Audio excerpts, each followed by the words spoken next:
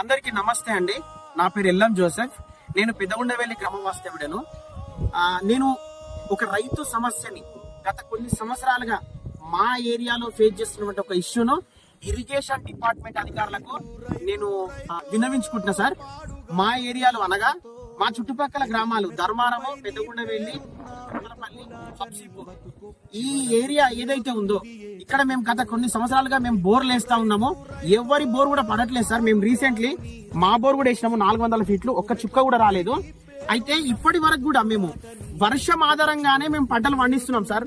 కానీ వర్షము ఒకసారి సకాలంలో వర్షాలు పడక మేము పంటలు ఎన్నోసార్లు మాకు గిట్టుబాటు రాలేదు. దీని ద్వారా రైతులు మేము తీవ్రంగా నష్టపోతున్నాం సార్.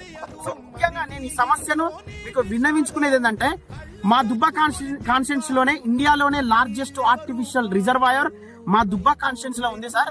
దయచేసి మీరు చొరవ తీసుకొని ముఖ్యంగా ఈ ఏరియాలో ధర్మారం నుంచి తుప్పలపల్లి ఏరియా రూట్ లో మీరు కాలువ తవ్వించి ఆ కాలువ ద్వారా మీరు నీళ్లు సరఫరా చేస్తే మేము పంటలు పండించుకుంటాం సార్. తద్వారా ఇక్కడ ఏరియా ప్రజలందరికీ మీరు ఒక న్యాయం చేసిన వారవుతారు. దయచేసి ఒక రైతు కొడుకుగా నేను మీ సమస్యను విన్నవించుకుంటాను. మీరు చొరవ తీసుకొని కావాలంటే మీరు వెరిఫై చేసుకోండి సార్.